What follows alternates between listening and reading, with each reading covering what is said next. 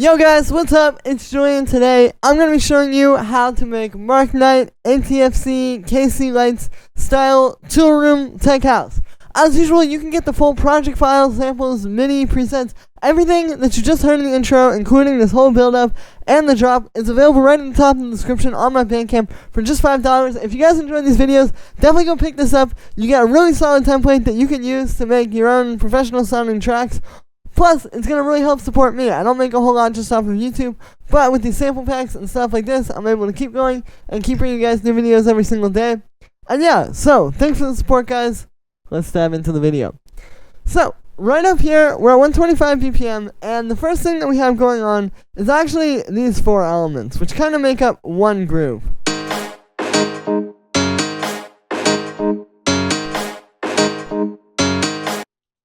And the reason why I'm showing you all four of these at the same time is because, as you can see, they're all kind of working together. Like, we're treating this kind of like it's one instrument. Right? And the reason for this is because it's like, you know, if you just grab any one of these on their own, it's very one-dimensional. Even if you just bring in, like, two of them. So what we're doing here is we have these extra hits, like this one, for example, which you get dun dun, right? Like that call and response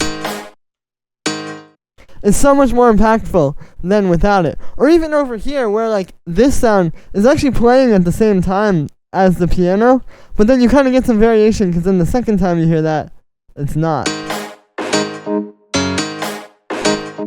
And that's the idea here, is that you're going to take a few different instruments. And you can see there's a few different ways we made these as well that I can show you. It's basically just a few different sounds like this, kind of all playing together. And the key is, again, like making them really like groove together. Like how we have dun-dun, but it's really across like three different sounds there. Like you could just have the piano go like, right? Like it's the same rhythm there. But to have it go, right, to have the brass actually be the thing there, like, yeah, that's the key. And again, it's just because this is a lot more three-dimensional and a lot more interesting sounding when you have multiple sounds grooving off of each other. And I think this is what they're doing in these tracks as well.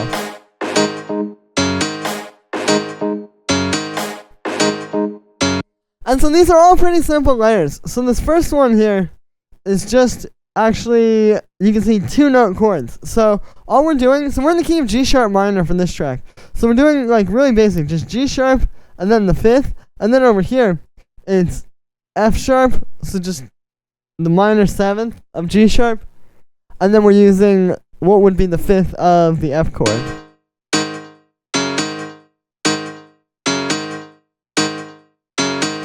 So yeah, very simple, but it's just very like, it's only 3 notes, but it's very like groovy. Like even this on its own, you do get the groove. And yeah, that's just this house piano going through a bit of sidechain compression, and then just a high pass filter. Then we have like a brass stab, right? Just like this live brass stab. And the thing is, that would just be a good groove on its own, right? Like,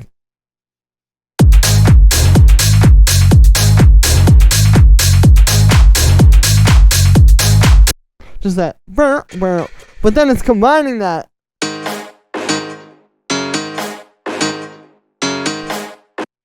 And yeah, that's just going through same processing as the piano. This is this EP face vent, which is basically like a Rhodes. And that plays the same chords that you saw on the house piano. And then finally just the house organ. And something you'll notice, it's like these first two here, they're kind of grooving off of each other. Right, like that's its own little groove. These two here are their own little groove. and then you're putting it all together, and it's super nice. And then this house organ actually doesn't even have any processing on it. And that's the thing, it's not really, like, the sound design isn't that complicated with these. A lot of them, like the house piano, it's the classic Korg M1 piano. This is also the classic Korg M1 organ. But it's, like, just the way that they're using it, I think, is what makes it so effective. Like, it's not that hard to make these sounds. It's not really about processing or effects or, like, what plugin do you have. It's just, like, very well placed. And the thing is, you hear these on their own, and it's got its own groove. So then when you combine that with this,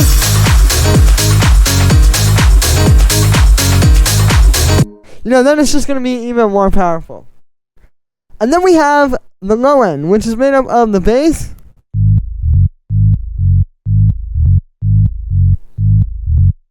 which you can see is this pretty simple bass line. So again, we're just in the key of G sharp. So it's actually using all notes that you saw with the piano as well, because you can see same thing, G sharp, F sharp, the minor 7th, D sharp, the 5th, and then another G sharp. So it's only 3 notes.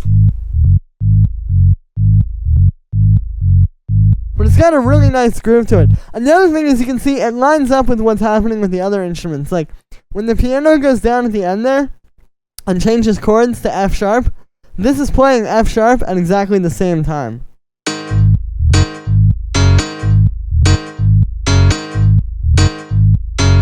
So that's something you want to keep in mind. If you're going to do this stuff where it's like kind of changing chords there, like going to F sharp, you just got to make sure that the bass lines up with the piano. That's part of this sound, is just how well, like, all this stuff is working together. And for the sound, it's also very simple. So this is made with operator, and it's just FM using 3 sine waves. The secret here is when you put the second oscillator down an octave. So here's what it sounds like at the normal octave. It's a pretty fat bass, but you don't really have that deepness to it. But then when you bring down... There you go. You still have that kind of like higher bass tone where you can actually hear it, but it's coupled with this low one that you can really feel, and it's really like just going to add a lot of fatness to the bass. And yeah, that's just going through, it's just being sidechained to the kick. With this type of sound, it's like, it's really just about leveling it out. Like, you can see this is not pretty high volume-wise, but it's like, if you have to do so much extra saturation and compression to your bass to make it sound good, chances are you just need to go back and make a better patch. And then the kick, same deal. There's just this nice fat kick. This is one of mine that I've made. And then we just got this no processing, but it's turned up loud enough to where it's really sitting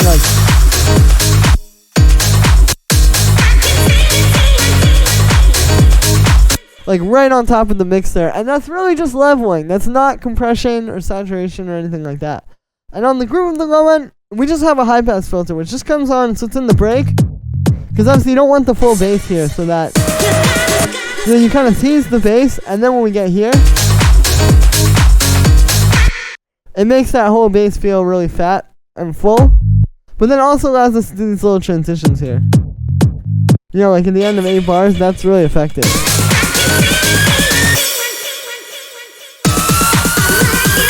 We also got that little build up with the kick there. It's really good. And yeah, so then after that, we have all the percussion, which I'll just play it for you all at once.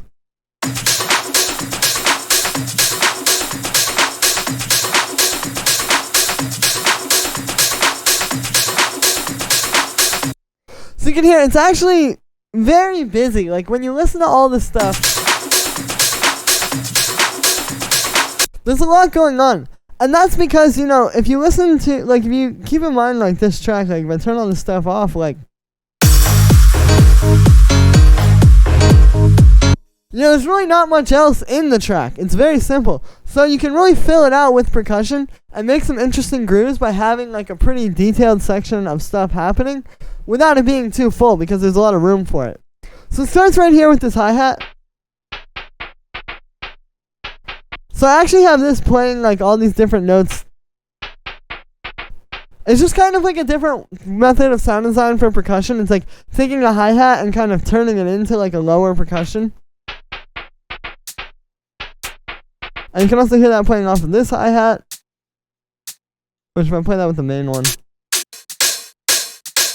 Yeah, you can hear what that's doing. Then we have our main hi-hat. So we've got like a 909 hi-hat, which is a good technique on this. You can see I actually shortened it a little bit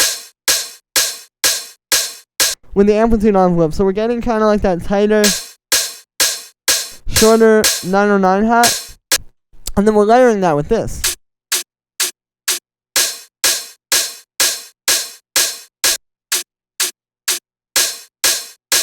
So yeah, you can hear, you get one that's kind of like the tss, one that has the tsh, and then you get one really fat hi-hat. But you'll notice in the break, I only use one of them.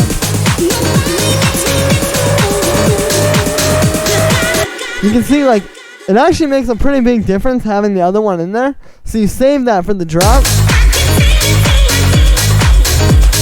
And it's going to make that part really smack. And then we have like some more just extra percussion like these.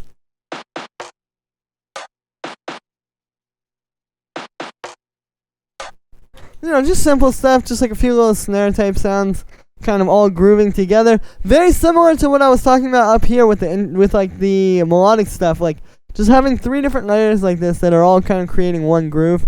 And then we have the clap. Now, these claps, there's a little bit of work to make it sound like the claps that you're hearing in these Toolroom tracks.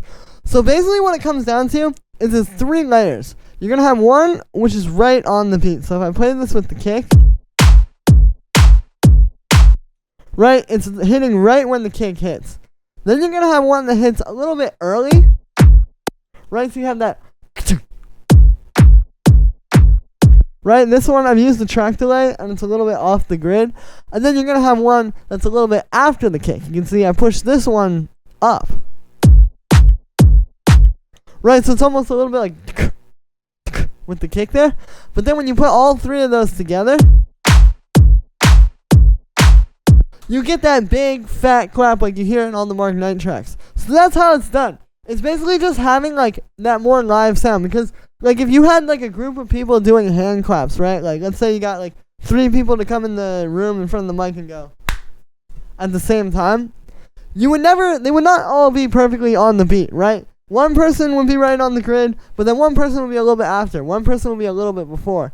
And that's basically what we're trying to recreate here. It gives you that live hand clap sort of feeling, but then the actual samples that you're using are very like modern, you know, punchy house percussion versus like an organic sounding hand clap. So you get that really fat kind of thing. So that's the key. It's like that old technique with modern samples. And you can see in the break here, I only used 2 of them. So again, just kind of saving that for the drop. And then we have like some live percussion.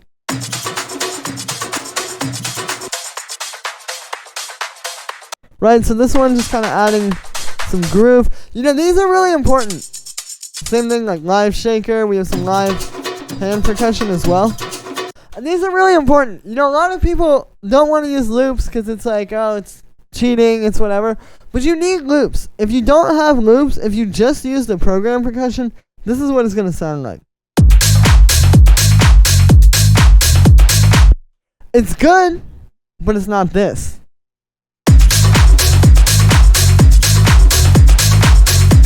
And we can even probably cut a little bit of low end on this one. But yeah, you need these because you need the juxtaposition of the very rigid programmed percussion with the live stuff that's kind of a little bit more jumping around. You know, that's really important. Again, if you just do the programmed percussion that's all done in MIDI, it's going to get kind of boring. So you need to have this stuff to feel more live. And the key is just having stuff that's going to all be very different things. Like, you know, that's one section, that's a whole other thing, and this is a whole other thing. So you put them together, and they're going to all 3 fit really well. And then, yeah, we also have the last little thing, well, second to last little thing, which is just this little snare. That's just like that little tick at the end of every bar, or every 2 bars. No, excuse me, every bar. But yeah, so simple stuff just fits in there. And then we have the rides. So the rides in this style track, it's going to be that same 909 style ride. It's just a little bit more, like, kind of finesse to it. So the first thing that's happening here is we actually have this one, which is just playing on the upbeats. And I have a little bit of auto pan on that to make it sound like it's being sidechained to the kick. Right, just kind of makes it fit into the groove a little more. But then we have this underneath it, which is just on the quarter notes with the kick. And then that's kind of underneath.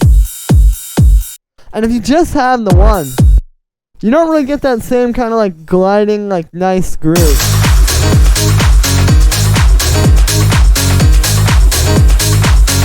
Right, this adds so much energy, but you really need to have that second one to get that underneath it. And yeah, and then you can see for effects on here, so I actually have my ultimate stereo widening rack on here. So basically what's happening with this is it's like a multi-band stereo widening. So we're widening the highs and the mids without messing up the low end of the sound. And then we have a high pass filter, and then I have another auto pan to make this bounce off of the kick. It just really helps with this. It's a big part of making this like work with the track, is you want to have it like really kind of bouncing up like that. And the last thing down here is going to be all of the effects and the vocal. So for the effects, it's pretty straightforward. I think the key is really just having like enough stuff. So you can see like we have a snare building, right, like a and all that's doing is it's just straight 16th notes. And then I have a volume slowly building, and then we just have a little high pass, a little EQ on there. We have a white noise, which is just, white noise, bandpass filter being automated up. We have this wavetable riser, which is just actually a very basic super saw, and then I'm using frequency shifter to kind of make it disappear, a little bit of reverb, auto pan. And then the last one is this low riser. And I think it's important to have that with the wavetable riser as well. If you just have the wavetable one, it's not going to be powerful enough. You really need that like underneath it, especially over here.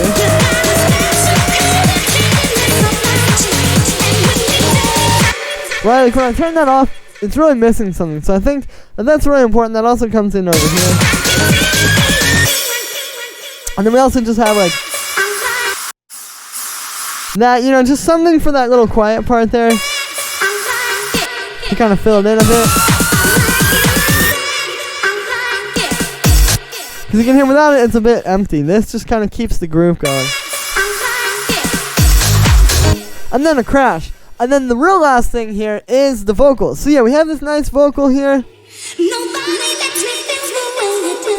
I took a few different pieces from this vocal and kind of chopped it together to make one. And then it's just going through a little bit of echo and reverb. And then I like using drum bass on vocals actually, because you want the vocals to be a little bit like, not crunchier, but a bit more textured.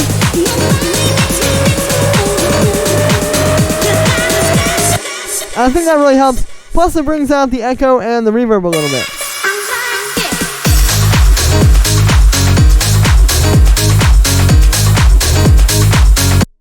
And yeah, so that's gonna be it for this one, guys. I hope you enjoyed. As always, make sure to like this video as well as subscribe, and let me know what you think of this video in the comments. Like I said in the beginning, you can get this full template, the MIDI, samples, presets, and the project file. All of it is available for just $5 on my Bandcamp. The link is right at the top of the description. This is an amazing deal. There's not a lot of tech house sample packs out there right now that are on this level of quality and really sound this close and as good to the reference tracks that you guys all love, that you're trying to sound as good as.